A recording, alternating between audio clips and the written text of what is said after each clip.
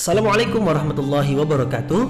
Mari klik subscribe di channel ini dan aktifkan tanda loncengnya untuk mendapatkan update pemberitahuan di video berikutnya.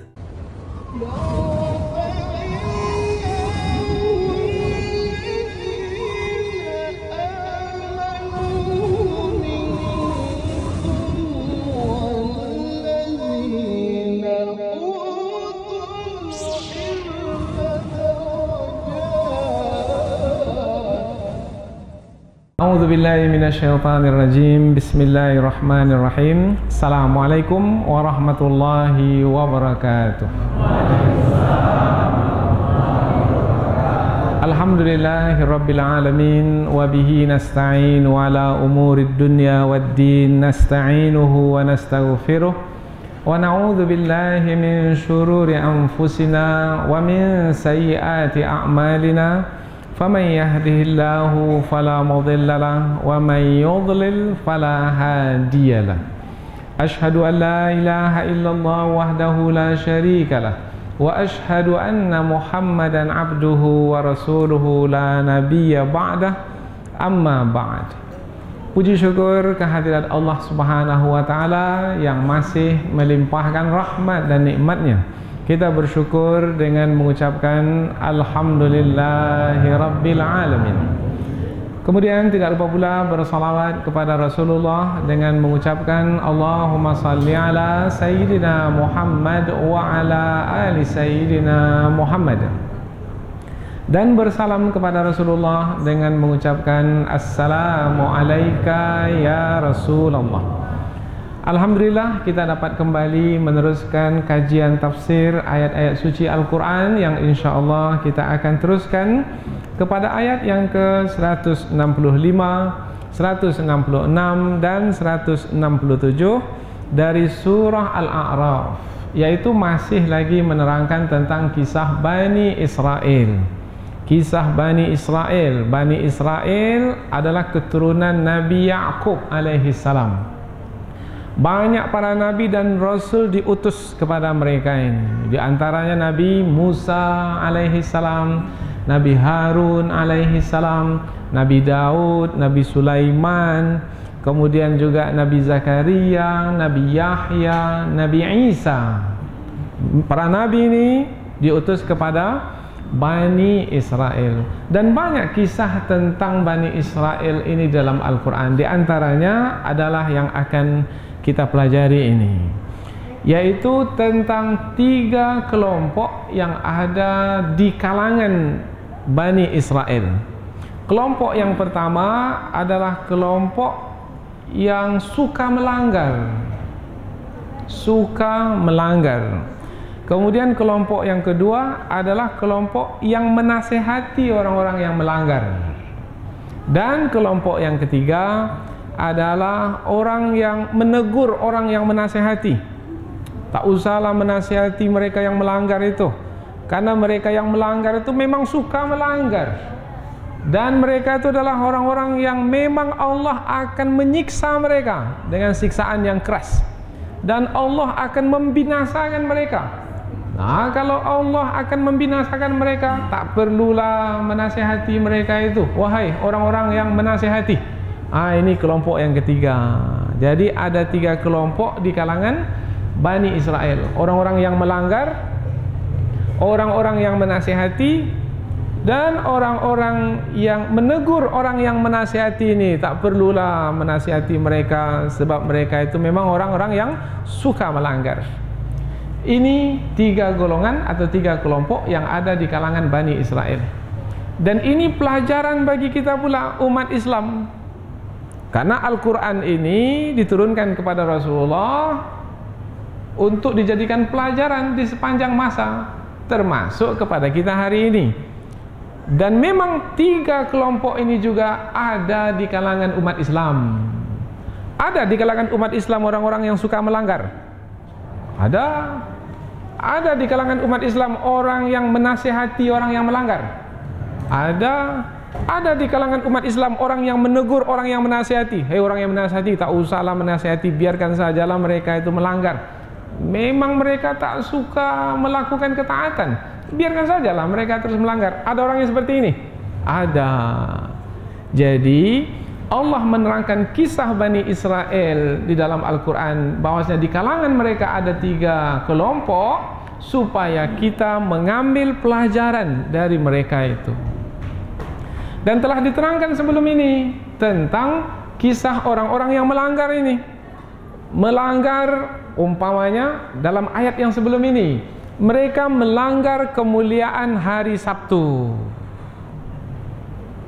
Mereka minta supaya diberikan 1 hari untuk beribadah.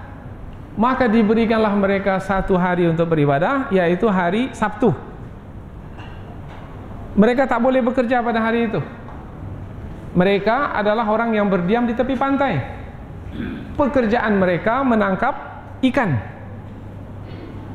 Maka mereka pun pergi menangkap ikan, berlayar ke tengah laut. Pada hari Ahad menangkap ikan, hari Senin, hari Selasa, hari Rabu, hari Kamis, hari Jumat, 6 hari. Hari bekerja. Sampai ke tengah laut, tapi tak dapat ikan kecuali kecil-kecil, dan itu pun tak banyak. Kemudian hari Sabtu mereka tak boleh bekerja. Mereka di tepi pantai, karena memang negeri mereka di tepi pantai. Tapi pada hari mereka tak boleh bekerja, karena mereka nelayan menangkap ikan.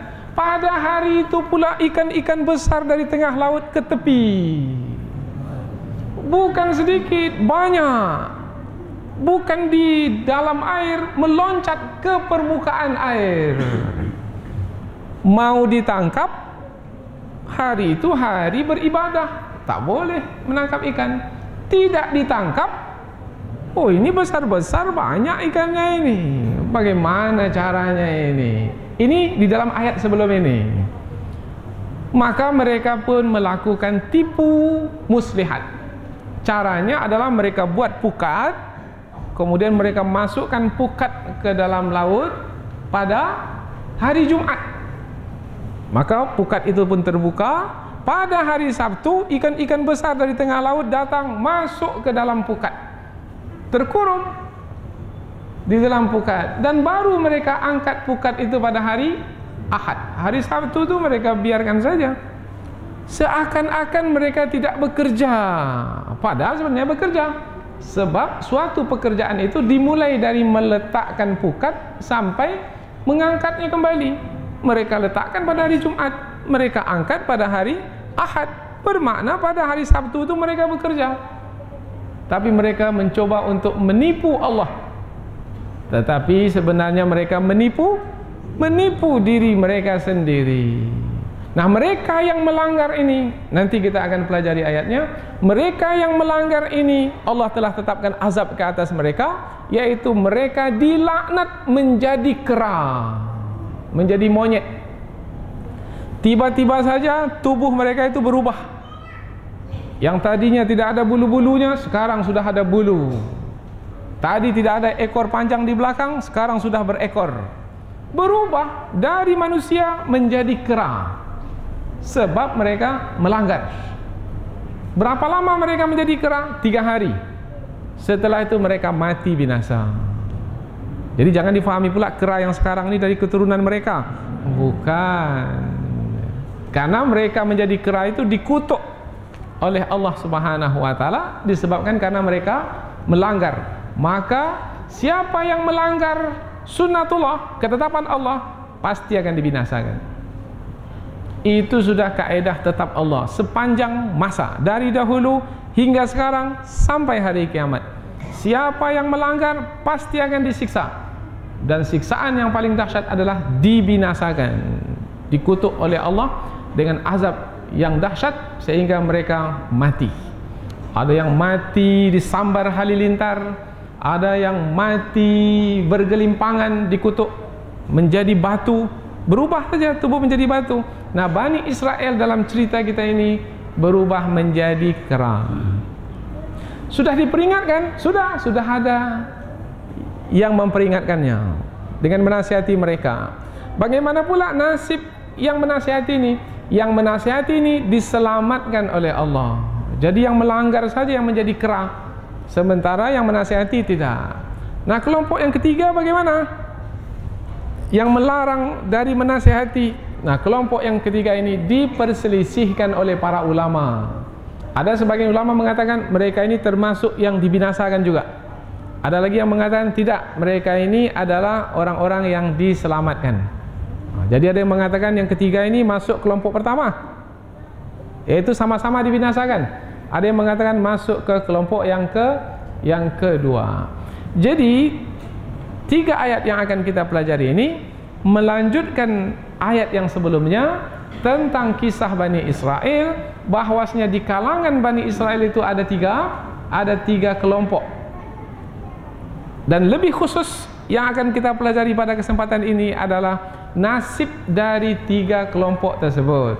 Sebelum ini menerangkan apa yang dilakukan oleh 3 kelompok itu. Sebelum ini apa yang dilakukan? Yang dilakukan oleh yang melanggar hari Sabtu. Yang dilakukan oleh yang menasihati supaya mereka bertaubat kepada Allah, supaya mereka berhenti dari melakukan pelanggaran. Kemudian apa yang dilakukan oleh orang yang menegur orang yang menasihati ini? Mereka mengatakan biarkan sajalah, itu perbuatan. Nah, sekarang setelah selesai menerangkan perbuatan, diterangkan pula nasib masing-masing kelompok ini. Mengapa sampai Allah terangkan kepada nasibnya lagi? Terus kepada nasibnya sampai ke penghujungnya? Disebabkan karena setiap perbuatan yang dilakukan ada balasan. Buat buruk balasannya buruk, buat baik balasannya baik. Faman ya'mal mithqala dzarratin khairan yara wa man ya'mal mithqala dzarratin syarran yara. Siapa yang buat baik, Allah akan berikan balasan baik. Siapa yang buat buruk, Allah akan berikan balasan buruk, yaitu berupa siksaan. Maka pelajaran yang sangat berharga dari 3 ayat yang akan kita pelajari ini adalah keadilan Allah Subhanahu wa taala. Allah Maha Adil. Yang berbuat baik diselamatkan, yang berbuat jahat dibinasakan. Mudah-mudahan pelajaran ini selalu kita ingat, sehingga kita ini terpelihara, terjaga, sehingga tidak melakukan pelanggaran pula seperti yang dilakukan oleh orang-orang yang melanggar pada masa dahulu. Mudah-mudahan kita ini termasuk dalam golongan orang-orang yang melakukan ketaatan. Kemudian apabila ada orang yang melanggar, kita pula menasehati orang-orang yang melanggar, supaya kita termasuk orang-orang yang diselamatkan oleh Allah Subhanahu wa taala. Ini sebagai pengantar. Selanjutnya kita akan baca ayat ini terlebih dahulu, kemudian kita akan terjemahkan sebelum kita pindah ke tafsir ayat. Karena dengan membaca ayat-ayat Al-Quran, kita akan mendapatkan pahala dari setiap huruf yang kita baca. Umpamanya nanti kita baca falamma, fa, kita dapat 10 pahala. Fa saja 10 pahala. Falamma, la, tambah lagi satu lagi huruf, 10 pahala. 10 pahala, 10 kebaikan. Nah, kita berharap kita akan mendapatkan kebaikan dari ayat-ayat yang kita baca. Kebaikan itu boleh jadi berupa badan kita disehatkan oleh Allah. Kebaikan itu berupa fikiran kita dijernihkan oleh Allah. Kebaikan itu berupa hati kita disucikan oleh Allah. Harta benda kita diberkahi oleh Allah. Keluarga kita penuh dengan kasih sayang. Masyarakat kita tenang dan aman. Negeri kita ini makmur dan sejahtera, dan seterusnya. Jadi kita selalu berfikir untuk melakukan kebaikan sehingga mendapatkan pahala dari sisi Allah Subhanahu wa taala yang akan kita terima balasannya di dunia ini dan juga di akhirat nanti. Di antaranya adalah dengan membaca Al-Qur'an. Dan akan lebih tinggi lagi nilainya apabila kita membaca Al-Qur'an dan faham pula maknanya. Membacanya saja dapat 10 pahala, 1 huruf. Apalagi kalau faham apa yang kita baca. Kalau faham apa yang kita baca, oh, itu pahalanya tak terhingga. Karena disebutkan bahwasanya orang yang faham dengan orang yang tidak faham, perbandingannya seperti langit dan bumi. Yang satu tinggi-tinggi sekali dan yang satu lagi rendah sekali. Itulah sebabnya mengapa kita meluangkan waktu untuk majlis ilmu ini, karena kita ingin meninggikan kedudukan kita, baik itu di hadapan Allah Subhanahu wa taala ataupun di hadapan manusia. Kita baca ayat ini mulai dari ayat yang ke-165 hingga ayat yang ke-167. A'udzu billahi minasyaitonir rajim. Bismillahirrahmanirrahim. Falamma nasu ma dzukkiru bihi anjaynal ladzina yanhauna 'anis su' wa akhadnal ladzina zalamu bi'adzabim ba'is bima kanu yafsukun. Falamma atau amma nuhu an qulna lahum kunu kiradatan khasiin. Wa idh ta'adzana rabbuka la yab'athanna 'alaihim ila yaumil qiyamah man yasumuhum su'al 'adzab. Inna rabbaka lasari'ul 'iqab wa innahu laghafurur rahim. Allah berfirman, falamma nasu, falamma maka ketika, nasu mereka lupa. Siapa mereka itu? Bani Israel. Karena ayat ini menceritakan tentang kisah Bani Israel, melanjutkan ayat yang sebelum ini. Ma dzukkiru bihi, ma apa-apa yang, dzukkiru mereka diperingatkan, bihi dengannya. Maka ketika mereka lupa terhadap apa-apa yang diperingatkan dengannya, ini siapa yang dimasukkan ini? Yang dimasukkan adalah orang-orang yang melanggar. Orang-orang yang melanggar ini sudah diperingatkan, sudah dinasihati, tapi tetap juga lupa, tak mau ingat, tak mau taat.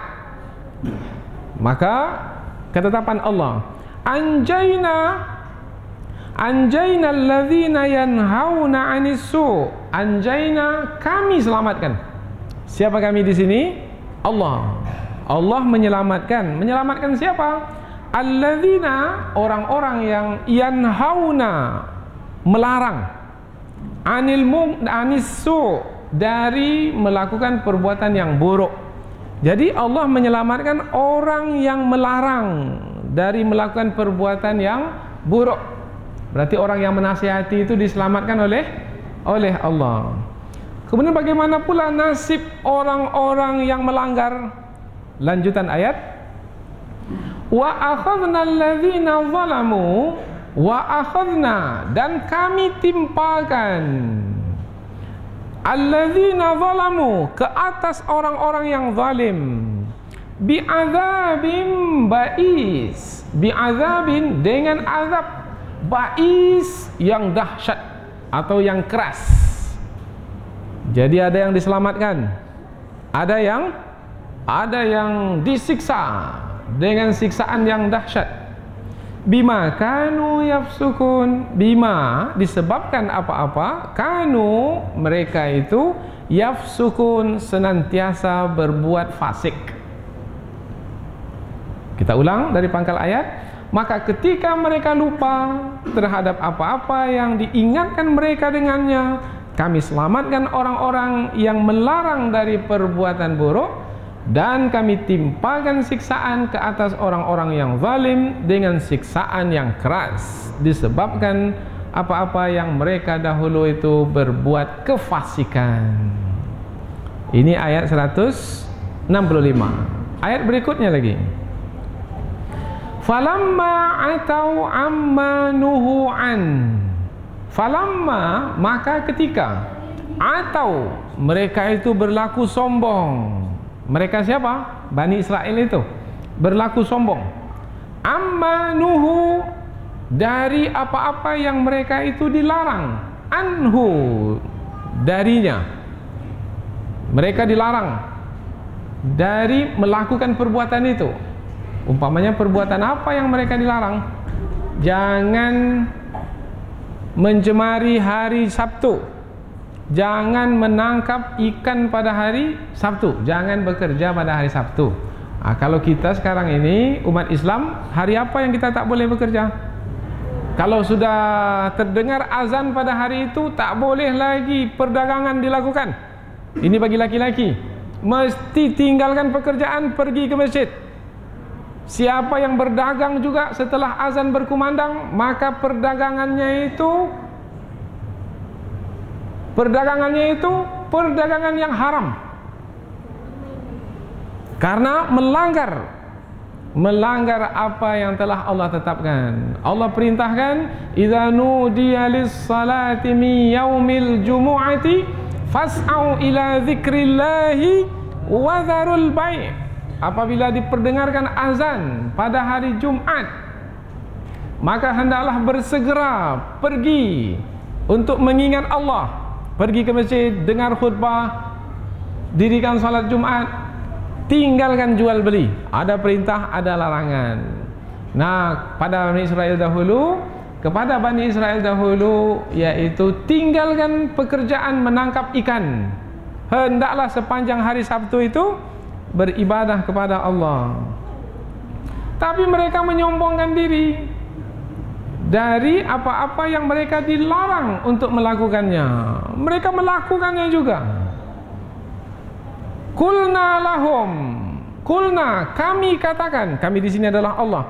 Lahum, kepada mereka, kunu kiradatan khasiin. Kunu, jadilah kamu kiradatan, kera-kera, monyet, khasiin, yang hina. Allah langsung balas di dunia ini sebelum membalasnya di akhirat.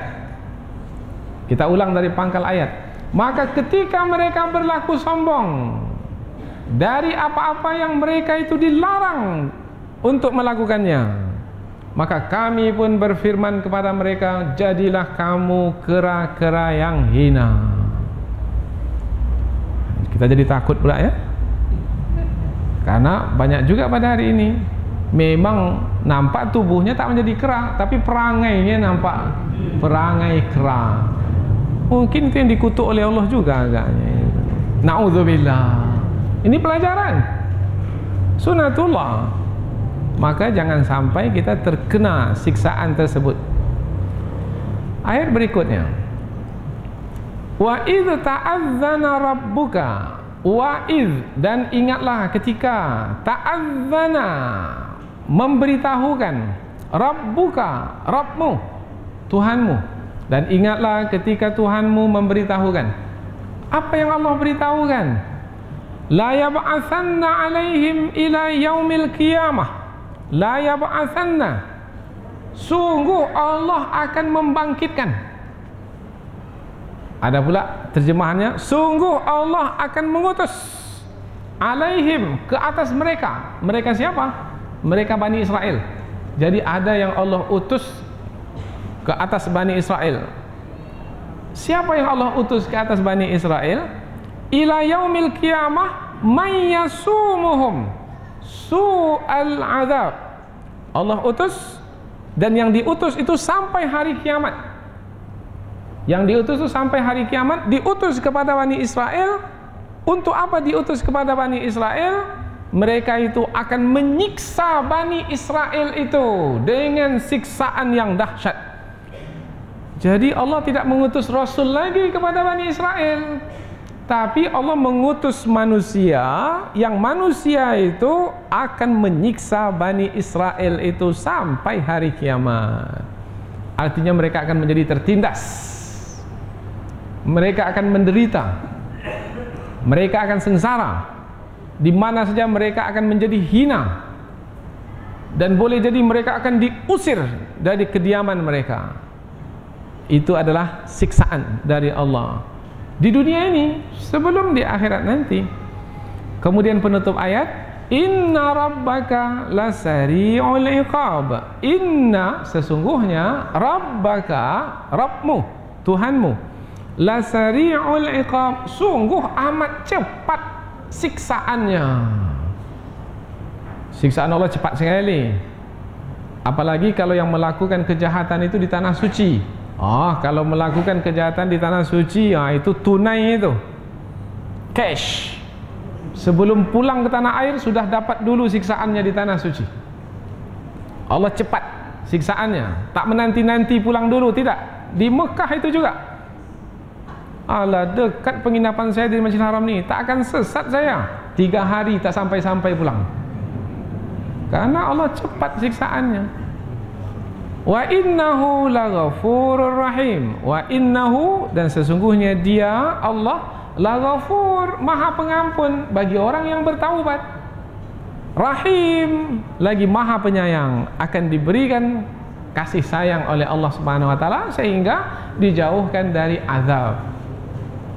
Kita ulang dari pangkal ayat. Dan ingatlah ketika Allah memberitahukan, Allah adalah Tuhanmu, memberitahukan bahwasanya Allah akan membangkitkan ke atas mereka Bani Israel sampai hari kiamat orang yang akan menyiksa mereka dengan siksaan yang dahsyat. Sesungguhnya Tuhanmu amatlah cepat siksaannya, dan dialah Allah sesungguhnya maha pengampun lagi maha penyayang. Jadi dari terjemahan ayat tadi dapatlah kita ketahui bahwasanya 3 ayat yang akan kita pelajari ini menerangkan tentang 3 kelompok yang ada di kalangan Bani Israel, yaitu kelompok orang-orang yang melanggar disiksa oleh Allah dengan siksaan yang dahsyat, dikutuk tubuh mereka itu sehingga menjadi kera. Kemudian yang kedua, golongan yang menasihati, kelompok yang menasihati. Kelompok yang menasihati ini diselamatkan oleh Allah. Dan kelompok yang ketiga adalah kelompok yang menegur orang yang menasihati. Nah, tentang nasib mereka kelompok yang ketiga ini tidak diterangkan dalam ayat. Hanya saja ulama tafsir yang memberikan penjelasan. Nah, ulama tafsir jadi berbeda pendapat. Ada yang mengatakan termasuk ke dalam golongan orang yang dibinasakan, ada juga yang berpendapat termasuk ke dalam golongan orang yang diselamatkan. Inilah 3 ayat yang akan kita pelajari dalam kesempatan ini. Ini baru pengantar tafsir. Apa tujuannya pengantar yang disampaikan? Supaya ketika kita mengkaji ayat ini, kita akan lebih fokus kepada kandungan ayat. Kita tidak menerangkan perkara yang lain yang tidak dikandungi oleh ayat. Apa yang dikandung oleh ayat, itu saja yang akan kita bahas. Kita tidak ambil ayat yang lain pula untuk dibahas, tidak. Karena kita akan terus menyampaikan ayat demi ayat. Jadi apa yang terkandung dalam ayat, itulah yang mau kita sampaikan supaya kita dapat menikmati kandungan ayat ini satu persatu. Karena ayat ini, setiap satu ayat Al-Quran itu ada kandungan mutiara yang ada dalamnya, yang bisa dijadikan sebagai petunjuk yang berguna untuk menyampaikan kita kepada tujuan hidup. Tujuan hidup kita adalah diredai oleh Allah, dan yang diredai oleh Allah akan dimasukkan ke dalam surga. Ini tujuan hidup. Jangan katakan tujuan hidup itu adalah membangun rumah besar. Rumah besar itu akan ditinggalkan. Jangan dikatakan tujuan hidup itu untuk mencari pasangan hidup, beranak pinak, berketurunan. Semua keluarga itu akan ditinggalkan. Jangan dikatakan tujuan hidup mencari kedudukan yang tinggi, jabatan. Jabatan itu pun juga akan ditinggalkan. Maka tujuan hidup kita adalah mencari bekal sebanyak-banyaknya dengan amal saleh yang kita lakukan supaya kita diredai oleh Allah dan nanti dimasukkan ke dalam surga. Kehidupan yang sebenarnya bukan kehidupan dunia, karena sampai masanya kita akan tinggalkan kehidupan yang sementara ini. Kehidupan kita yang sebenarnya adalah kehidupan akhirat. Nah, untuk itulah Al-Quran ini diturunkan sebagai petunjuk supaya kita sampai ke tujuan hidup kita yang sebenarnya, yaitu mendapatkan redha Allah dan nanti dimasukkan ke dalam surga. Kita lihat ayat ini dengan lebih dekat lagi melalui tafsir. Tafsir maknanya penjelasan yang lebih panjang lagi. Lebih panjang lagi dari sekedar terjemahan. Kita mulai dari ayat yang ke-165. Allah berfirman, "Falamma nasu ma dzukiru bih." Maka ketika mereka itu lupa dari apa-apa yang diingatkan kepada mereka. Ini kelompok yang pertama, yaitu kelompok orang-orang yang melanggar. Jadi kelompok orang-orang yang melanggar ini, ada orang yang memperingatkan kepada mereka? Ada. Kalau sudah diperingatkan, berarti mereka tahu? Tahu. Setelah diperingatkan pastilah tahu. Tapi rupanya lupa. Yang diingatkan itu lupa. Apa yang diingatkan? Jangan lakukan kejahatan, jangan lakukan pelanggaran, nanti akan disiksa. Itu yang diperingatkan.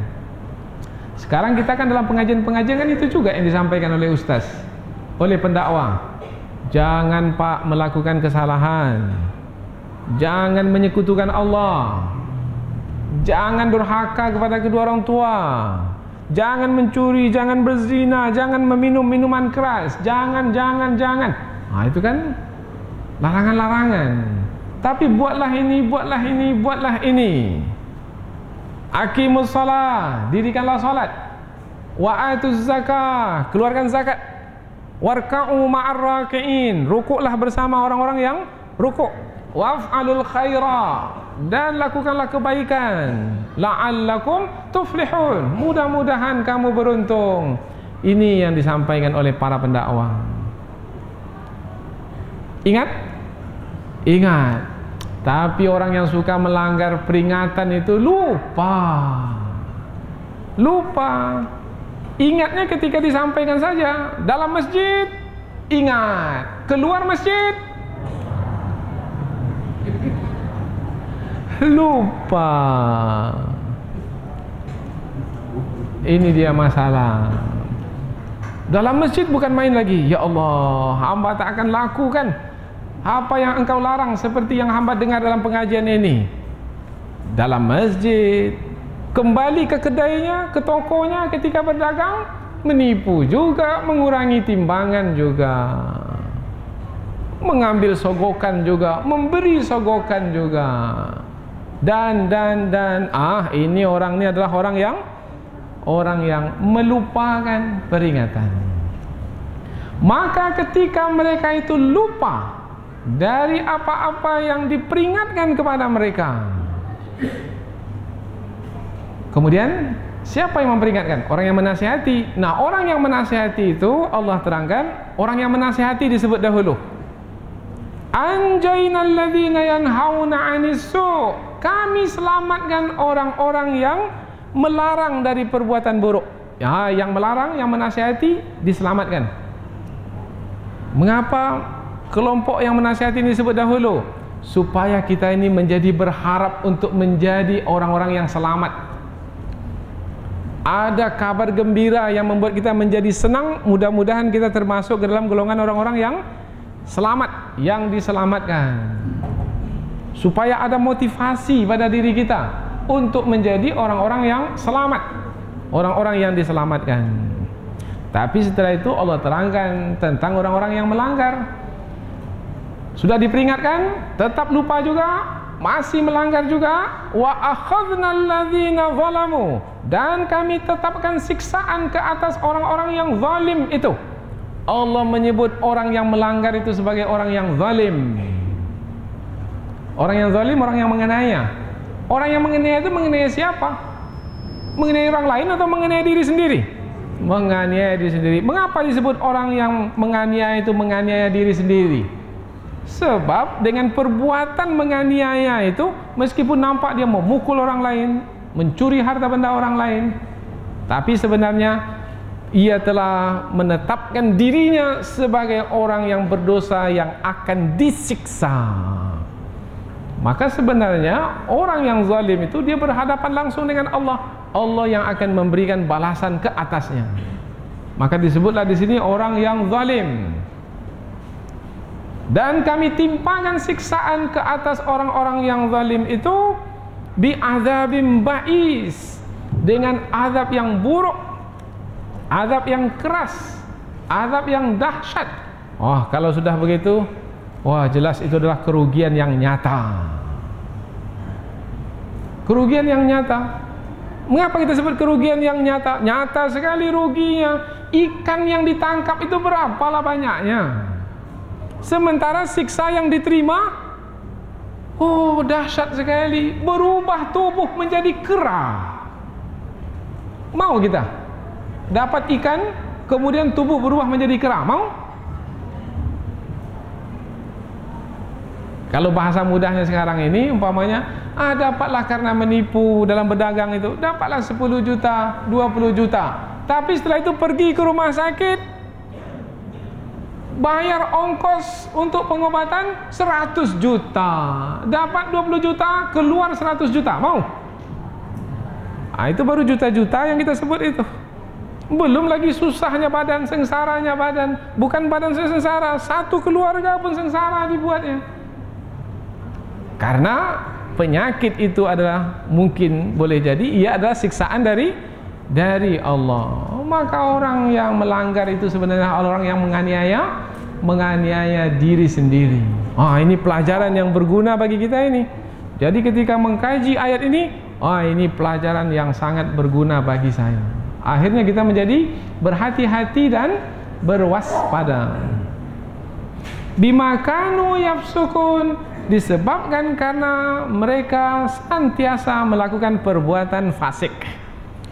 Sebab senantiasa mereka perbuatan fasik, maka ditimpakanlah siksaan ke atas mereka.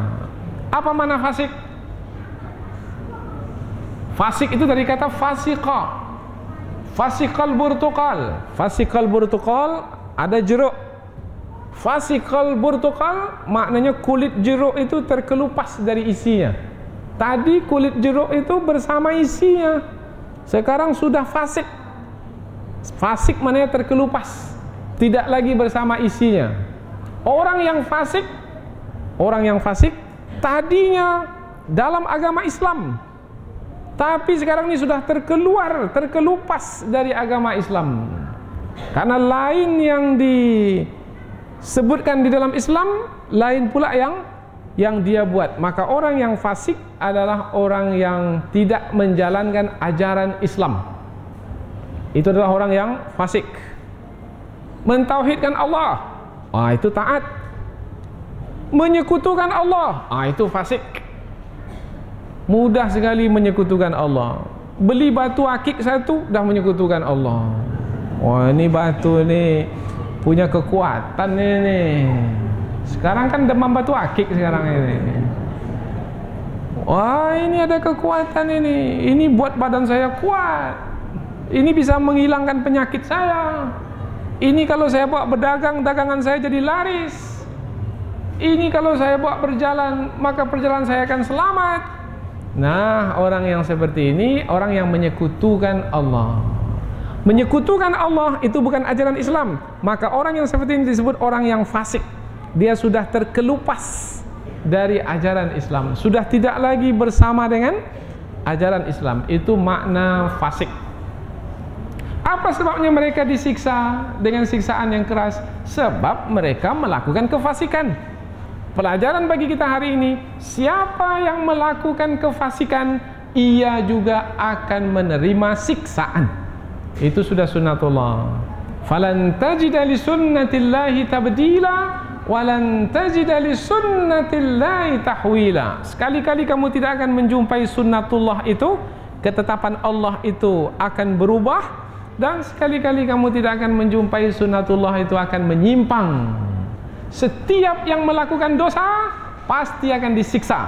Fir'aun dahulu berdosa, disiksa. Fir'aun yang sekarang berdosa, siapa Fir'aun sekarang? Yang berdosa sekarang pun akan disiksa. Ini adalah sunnatullah. Sunnatullah maknanya ketetapan Allah yang tidak pernah berubah. Siapa yang mau melawan ketetapan Allah? Tak ada siapa yang berani untuk melawan ketetapan Allah, dan tak ada siapa yang mampu untuk menolak ketetapan Allah. Ayat berikutnya, ayat 166.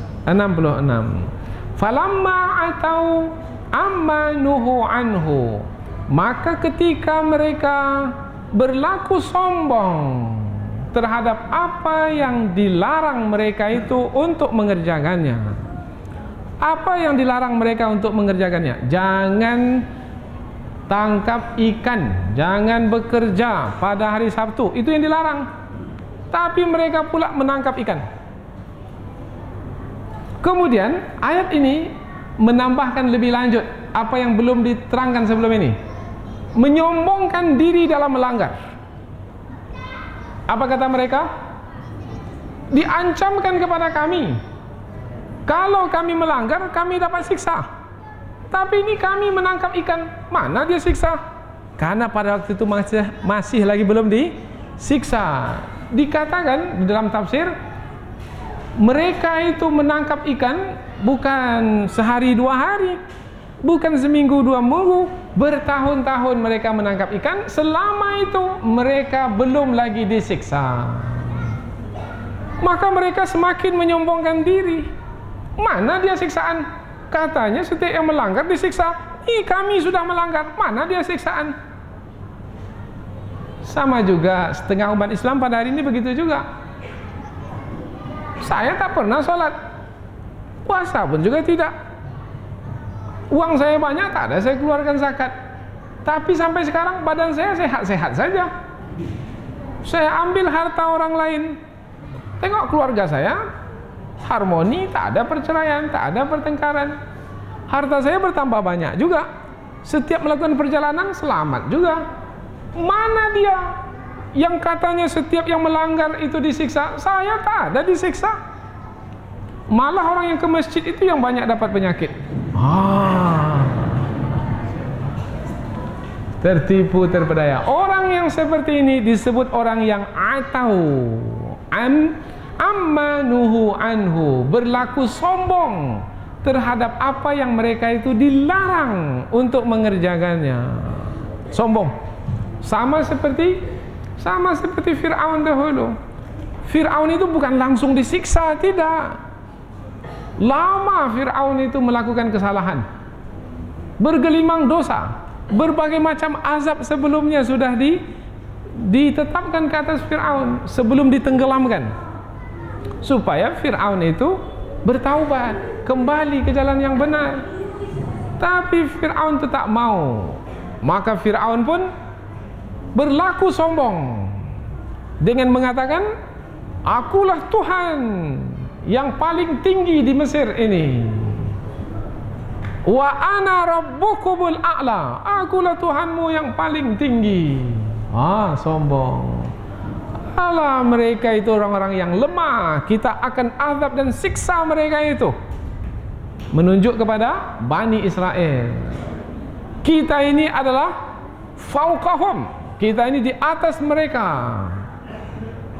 Kita akan dapat berbuat sekehendak hati kita dan mereka tidak mampu untuk melawan. Karena Fir'aun adalah yang berkuasa di Mesir. Padahal dilarang untuk menyiksa orang lain, menyiksa Bani Israel. Tapi Fir'aun ini dengan angkuhnya menyiksa. Setiap anak yang lahir dari kalangan Bani Israel dibunuh.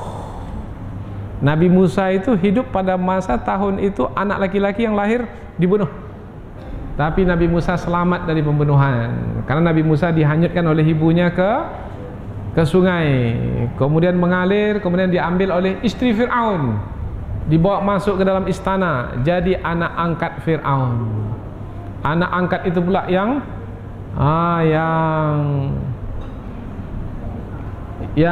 menasihati Fir'aun pada awalnya, tapi ini Fir'aun tidak mau dinasihati.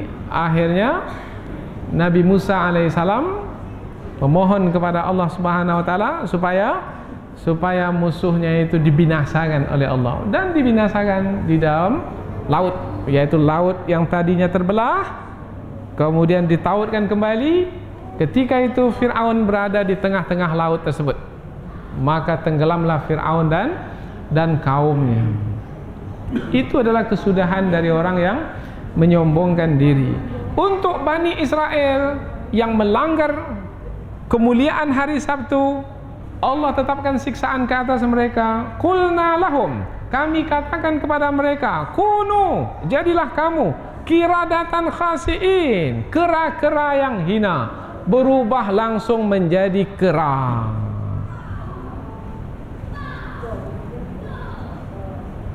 Aneh? Aneh? Tak masuk akal? Mustahil terjadi?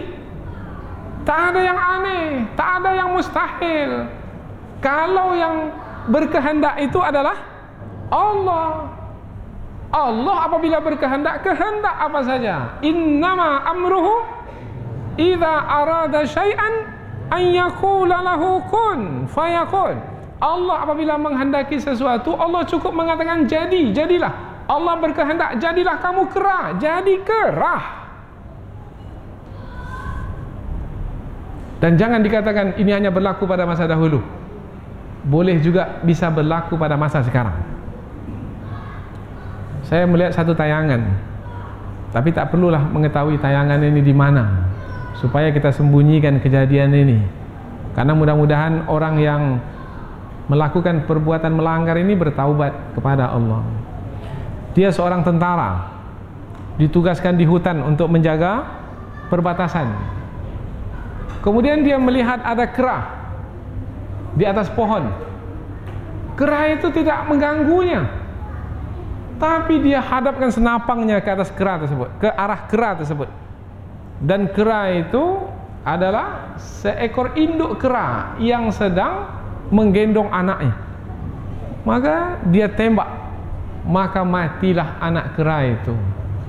Dia senang, dia suka, karena sasarannya kena. Kemudian dia pulang ke rumah. Kemudian istrinya tengah mengandung.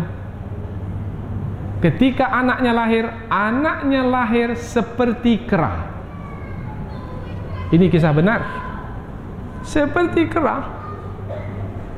Lahir lagi anak yang kedua, seperti kera. Kepalanya kecil, badannya besar, kulitnya berbulu, tak bisa berbicara. Lahir lagi anak yang ketiga, seperti kera. Lahir lagi anak yang keempat, seperti kera.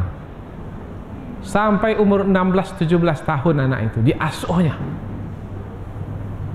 Mandi dimandikan, makan disuapkan, menanggung derita. Apa sebab? Menyiksa makhluk Allah yang tak berdosa. Jadi menyiksa binatang saja sudah begitu siksaan, apalagi menyiksa manusia. Semestinya manusia itu tidak miskin, tapi dia miskinkan manusia itu. Hati-hati, nanti Allah akan miskinkan lebih dari orang yang dimiskinkan itu. Man zalama zulima. Barang siapa yang menzalimi akan dizalimi. Barang siapa yang menganiaya akan dianiaya. Maka kita pernah dengar itu adalah hukum apa namanya? Hukum karma. Tapi itu adalah ketentuan Allah yang pasti akan berlaku, kecuali kalau hamba itu bertaubat kepada Allah. Maka ketika wartawan itu bertanya kepada si bapak itu, kira-kira bapak apa masalah bapak? Apa kesalahan yang bapak lakukan sehingga anak bapak seperti ini? Maka dia pun cerita supaya jadi pelajaran bagi orang lain. Tapi dia mengatakan saya sudah bertaubat kepada Allah. Kemudian dia terima ketentuan Allah itu. Mungkin itulah cara Allah untuk menghapuskan dosa-dosanya. Kesalahan saya adalah ketika saya bekerja di hutan dahulu, saya arahkan senapang saya sehingga saya membunuh anak kera yang sedang dalam pangkuan induknya. Mungkin si induk kera itu mengadu kepada Allah, ya Allah, manusia itu zalim, telah membunuh anakku, maka timpakanlah siksaan ke atasnya ya Allah. Bisa berlaku? Bisa, mengapa tidak? Sebab kera itu juga adalah ciptaan Allah, makhluk Allah juga. Maka berhati-hati dari menganiaya manusia, bahkan juga menganiaya binatang. Ada seorang yang masuk neraka disebabkan karena dia menganiaya binatang. Binatang apa yang dia aniaya? Seekor kucing yang dia ikat kucing tersebut. Kemudian dia pergi. Akhirnya kucing itu mati disebab kucing itu tidak dapat mencari makan sendiri karena diikat oleh tuannya. Masuk dalam api neraka hanya karena mengikat kucing. Kalau mengikat kucing saja masuk api neraka, kalau memenjarakan ulama, apa kira-kira hukumannya? Kita tunggu sajalah. Janji Allah adalah pasti. Kita peringatkan, tapi yang diperingatkan ini pula menyombongkan diri. Mana dia sampai hari ini? Lihat, saya masih sehat-sehat saja. Kuasa saya malah lebih hebat. Pengikut saya malah lebih ramai. Oh, jangan sombong. Setiap orang yang sombong akan dihinakan, akan dijatuhkan. Ini dia ayat Al-Quran menerangkan tentang kisah Bani Israel, dan kisah dalam Al-Quran adalah sebagai pelajaran bagi kita pada hari ini. Kemudian ayat berikutnya, ayat yang ke-167. Dan ingatlah ketika Tuhanmu memberitahukan, Allah memberitahukan. Apabila Allah memberitahukan, maka terima sebagai pengetahuan dari sisi Allah. Jangan sampai tak tahu. Apabila Allah memberitahu, bermakna pengetahuan yang Allah beritahukan itu penting untuk kita miliki. Apa yang Allah beritahukan? Yang Allah beritahukan, Bani Israel yang melanggar itu, karena sebahagian dari mereka sudah dibinasakan, menjadi kera selama 3 hari, kemudian mati. Sudah binasa. Tapi ada lagi dari kalangan Bani Israel, sampai hari ini masih ada keturunannya. Bahkan mereka mendirikan sebuah negara dengan nama Israel. Kemudian mereka menindas dan menganiaya orang lain, merusak di permukaan bumi. Ini Allah sebutkan. Nanti kita akan dapati dalam surah Al-Isra. Mereka ini adalah orang yang sangat kafir kepada Allah. Mereka ini merusak. Sekarang ini politik mereka rusak, ekonomi mereka rusak, budaya di tengah masyarakat mereka rusak. Mereka merusak di permukaan bumi. Bahkan mereka menyelinap masuk ke tengah tubuh umat Islam dengan mendirikan ajaran-ajaran sesat supaya umat Islam itu terpecah belah. Kemudian mereka membunuh umat Islam tanpa mereka menggunakan tangan mereka sendiri. Mereka gunakan tangan orang-orang yang telah mereka cuci otaknya. Wah, ini Bani Israel ini perusak di permukaan bumi. Mereka ini nanti akan diperangi oleh Imam Mahdi dan juga oleh Nabi Isa yang akan turun dari langit. Mereka ini akan diperangi sampai mereka ini lari ke belakang batu dan pohon. Dan ketika itu batu dan pohon pun akan berkata, ini si kafir Yahudi di belakangku, bunuh. Sampai ke tahap seperti itu. Nah, tentang inilah ayat yang menerangkannya, yaitu Allah memberitahukan. Pemberitahuan Allah adalah sungguh Allah akan membangkitkan atau mengutus satu kaum manusia, satu umat, yaitu yang akan menyiksa mereka dengan siksaan yang dahsyat sampai hari kiamat. Pada masa Rasulullah dahulu, orang-orang Yahudi yang ada di Madinah itu diusir dari Madinah. Tidak memiliki negeri lagi di Madinah. Apa sebab? Sebab sudah ada perjanjian Piagam Madinah namanya. Siapa yang melanggar akan diberi sanksi. Mereka melanggar juga, maka sanksinya adalah diusir dari kota Madinah. Sampai hari ini tak ada lagi satu orang Yahudi pun berada di kota Madinah. Padahal dahulu mereka ada di kota Madinah. Mereka yang menguasai ekonomi Madinah itu. 5 pasar di Madinah, ketika Rasulullah berhijrah ke Madinah, ke-5 pasar itu dimiliki oleh orang-orang Yahudi. Tapi tak ada lagi. Apa sebab? Sebab mereka sudah diusir dari kota Madinah. Mengapa mereka diusir? Sebab mereka telah melanggar perjanjian dengan orang-orang beriman. Itu yang disebut dengan Piagam Madinah. Mereka melanggar, maka mereka diusir. Itu balasan yang mereka terima. Ini bukan hanya berlaku pada masa Rasulullah, ini akan terus berlaku sampai hari kiamat. Sekarang mereka menjajah bumi Palestina. Mereka membunuh sesuka hati mereka. Ada seorang ulama kita yang terkenal, Syekh Ahmad Yasin. Pernah dengar? Seorang ulama yang hidupnya di atas kursi roda. Pulang pergi ke masjid di atas kursi roda, didorong. Maka Israel mengirimkan roketnya. Ketika Syekh ini sedang berjalan ke masjid, di kursi rodanya, dalam perjalanan ke masjid diroket, wafat sebagai syahid. Apa masalah syekh ini? Hanya karena syekh ini membangkitkan semangat perjuangan melawan penjajah yang merampas bumi Palestina. Maka kita berharap dengan konferensi Asia Afrika yang diperingati di Bandung dalam minggu ini, kita berharap bisa membawa kepada kemerdekaan bangsa Palestina dan mengusir penjajah dari bumi yang suci itu. Tapi mereka ini, yang jahat ini, yang menjajah ini, yang menindas ini, pasti akan disiksa. Siapa yang menyiksanya? Yaitu orang-orang beriman sebagai balasan ke atas apa yang telah mereka kerjakan. Mereka membunuh, mereka akan dibunuh. Mereka menyengsarakan, mereka akan disengsarakan.